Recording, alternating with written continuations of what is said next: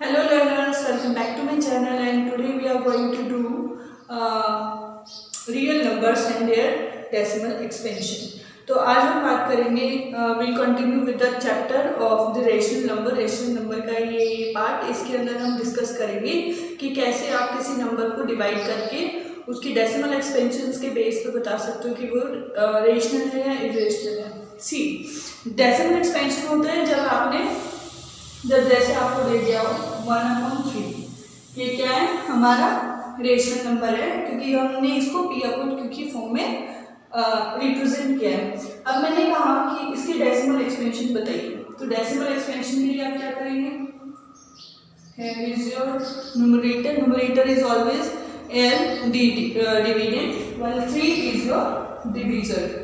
ठीक है, तो इसको करेंगे solve 0.9 then again 0 3 again 3 and so on।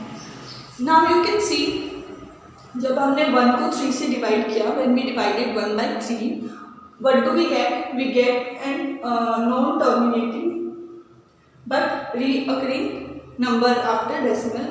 So this is what it is, non-terminating reoccurring। तो जब भी ऐसा होता है कि डेसिमल के बाद अगर आपके पास कोई नंबर आ रहा है जो कि रिपीट हो रहा है या कोई सेट ऑफ नंबर है जो एक पॉइंट पे आके रिपीट हो रहे हैं, दैट मीन्स वो रेशनल नंबर है। और ऐसी डेसिमल एक्सपेंशन को हम बोलते हैं non terminating non recurring, right. अब जैसे एक और एग्जांपल ले लेते हैं 15/5।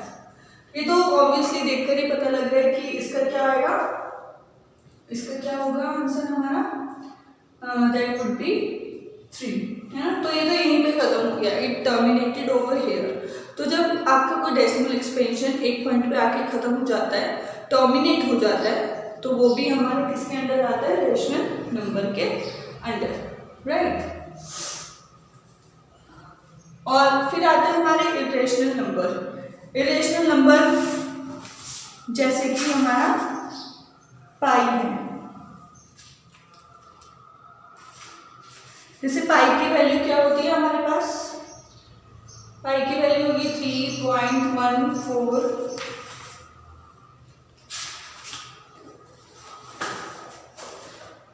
3.14159265 and so on.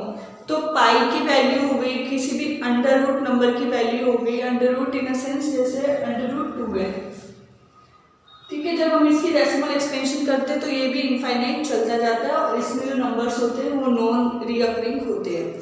So kids here what I mean to say, अगर आपके पास ऐसे क्वेश्चन आते हैं कि टेल द डेसिमल एक्सपेंशन, तो आप उसको कैसे सॉल्व कर सकते हैं। अब मैं आपको कुछ क्वेश्चंस करा रही हूँ एनसीईआरटी से ही, उसमें ये चीज़ आपकी अप्लाई होगी। Till then you can make note out of this.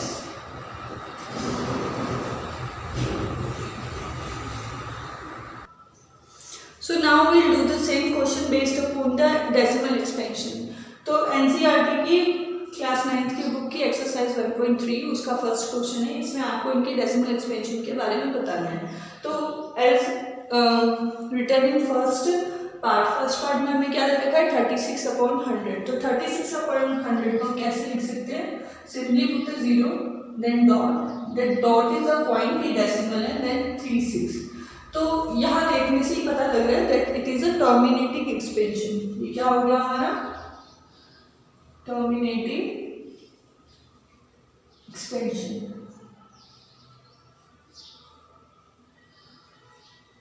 ठीक है। इस क्वेश्चन में क्या है, write down the following in decimal form and say what kind of decimal expansion each has. So पहले तो हमने क्या किया, इसको डेसिमल फॉर्म में लिख लिया, फिर उसके बाद हमने इसका टाइप बताया कि कौन से टाइप की डेसिमल एक्सपेंशन है। Then comes 1/11। तो 1/11 की डिवीजन कर सकते हैं 11 देन 1 0, देन अगेन हम 0 लगाएंगे तो ऑब्वियसली 0 नहीं मिलेगा, तो 0.0 देन 99, ठीक है। फिर यहाँ से आया 1, फिर अगेन 0 देन 99, है ना, ऐसे 100 ऑन करके आपका चलता जाएगा। तो इसकी डेसिमल एक्सपेंशन क्या वैल्यू जाएगी ये। तो बच्चे जैसे देखने से पता लग रहा है ये ना तो खत्म हो रहा है, राइट, ये खत्म नहीं हो रहा, पर जो डिजिट्स है इसकी वो रिपीट हो रही है।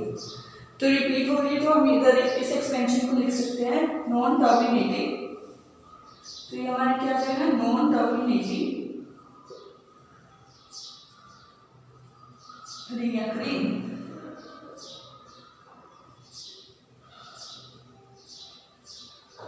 ऑलराइट, तो ये हमारी एक्सपेंशन हो गई non terminating recurring.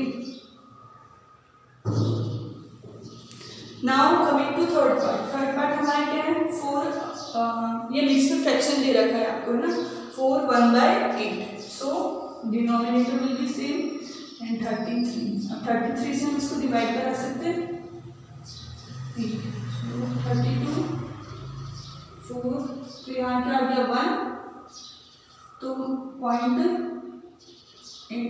That is 2। Again इसमें से आएगा 20, सो 20 कितना हो जाएगा 16, then so 1, then 2, then again 20, then 2,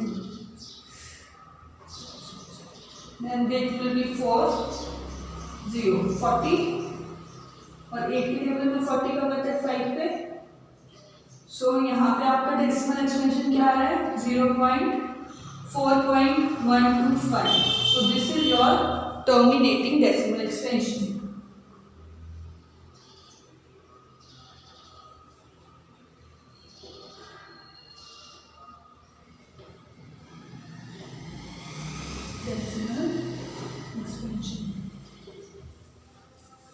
I hope you will find this video useful to you and you can practice the other questions given in the book.